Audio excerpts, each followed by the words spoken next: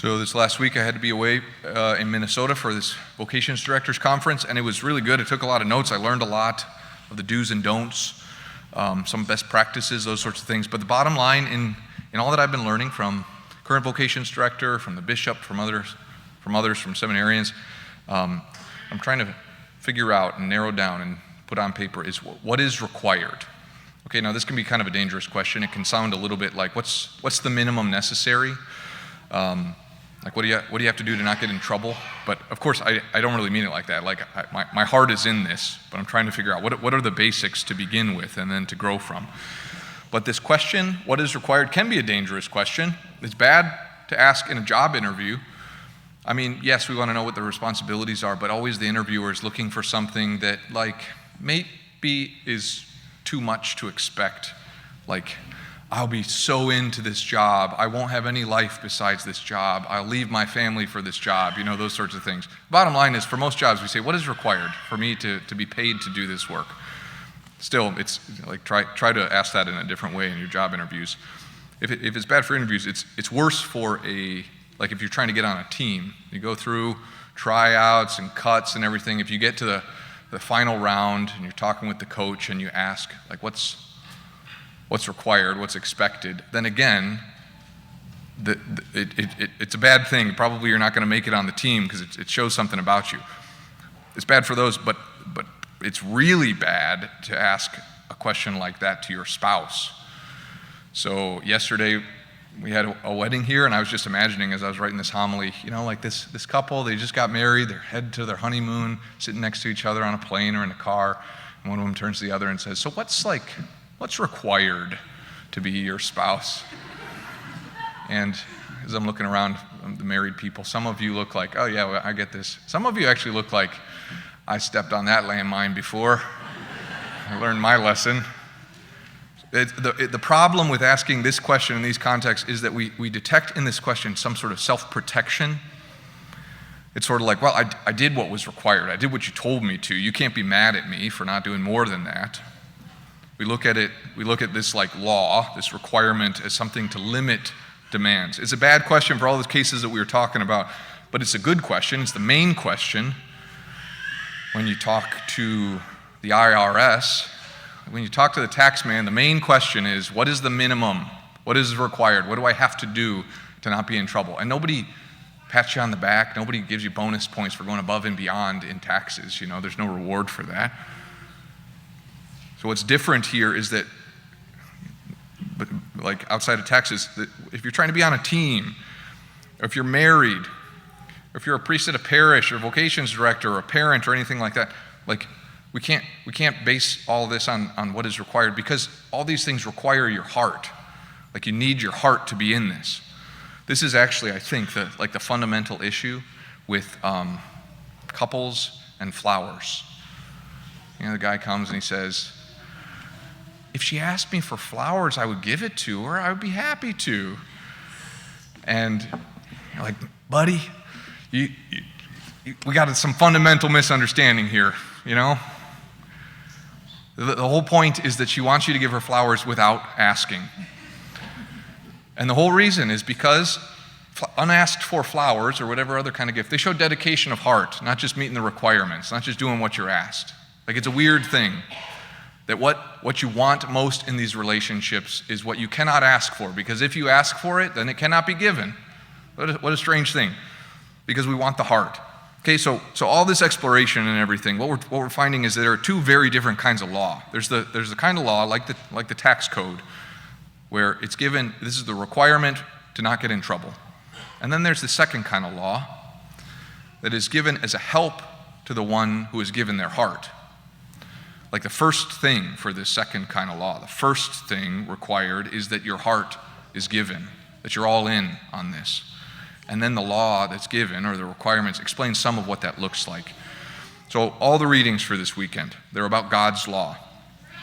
And I stole some things from both of these homilies, I think, but I would just encourage you to go listen to Bishop Aaron's homily and Father Mike Schmidt's homily for this weekend. They're two different perspectives, but just really good, really helpful when it comes to talking about God's law. So the question is, how do you relate to God's law? Like, do you treat God's law like the tax code? I think Many, actually, who have been raised in the faith, even if they're not Catholic, but especially Catholics, if we've been raised in the faith, we have learned how to behave, we've learned the rules to observe, but sometimes we've missed the step where we give our hearts. And to have this kind of law given to us before we have given our hearts, it makes it very burdensome, a real pain. But God does not give his law like that. He gives it as a help to those who already love him, to those who have already given him their hearts. He says, since you love me, this is what is needed. So this is the big difference between the first and second kinds of law, the tax code and the law that God gives us. With taxes or whatever else kind of law, it assumes that our approach is minimalistic, as little as possible. Tell me what is required, I will do that, no more. Okay, so the law is structured in that way and given in that way. It assumes as little as possible. But God's law assumes that we are wholeheartedly devoted to him. God's law is given because God trusts you and your love for him. This is just incredible. When God gives his law, he is not suspicious of us. God is not suspicious of you or your intentions. This is like a great honor that he gives to us. He assumes our best intention because God, being so good, he cannot imagine conniving and like slippery maneuvers. He knows our weakness, though, and that we can fool ourselves, like we heard in the second reading from St. James, that we can fool ourselves big time. And because we are weak, but assuming that we want to love him, he gives us this law. Because we are weak, because we have bad days, we need a rule to cling to when everything falls apart, when everything collapses. Like on the good days, hopefully most days, we love God with our whole hearts and we want to go above and beyond. We say, yes, maybe I'll spend a little extra time with prayer or scripture today. I'll go to Mass extra this week. I'll spend some time in adoration. I'll go beyond what is required. But we got plenty of bad days too. And we need something to cling to when our heart that has led us to the Lord drifts and is leading us away. So when the worst day comes around, when everything collapses, then what?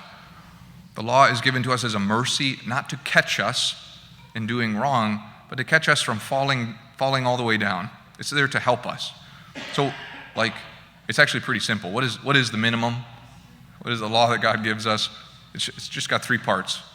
Okay, number one is the commandments, the moral law. Do good, avoid evil, do not offend God by sin. Number two, he gives us the Beatitudes. It's Matthew chapter 5. Blessed are the poor, etc. This is like the way we live in the kingdom. And the third part are the precepts of the church. The law the church gives us. And there's only 5 precepts, okay? Number one is to attend Mass on all Sundays and holy days of obligation. Number 2 is to receive Holy Communion at least one time per year. Number 3 is to go to confession at least one time per year. Number 4 is to fast and abstain on those days. And there are only 8 of them in the year. They're all in Lent. Number 5 is to provide for the church materially according to our ability. So that's it. That's not very much. Again, this is not, we can't read this like the tax code. Like, do this and you're fine. You won't be in trouble. Being in trouble is not really part of the equation. God trusts you. He's not suspicious of you. He presumes the best in your intentions. And when he gives us this law, he assumes that we love him with everything that we have. Now, the law that he gives us, we can take it or leave it. If we have not given God our hearts, then actually to do these things is not usually very helpful. Like, we'll end up checking the boxes, but we'll lack the most important thing, what is presumed in the beginning, that our hearts are given over to him. So you don't have to go to Mass, and you don't have to go to confession, and you don't have to work against your sins, unless you have given your heart to God. When we have given our hearts, and maybe today's the day, maybe you find yourself realizing, I don't think I ever did that. I have followed the rules, and I'm glad that you have. But if you realize, I don't think I ever did that, then today can be the day. During Mass today, just look to the Lord and give him your love. Dedicate yourself to him and hand over your heart and your life. When we have given our hearts, then actually we end up grateful for the law. Because the question that one who loves asks is always, how do I or how do I not love you my God.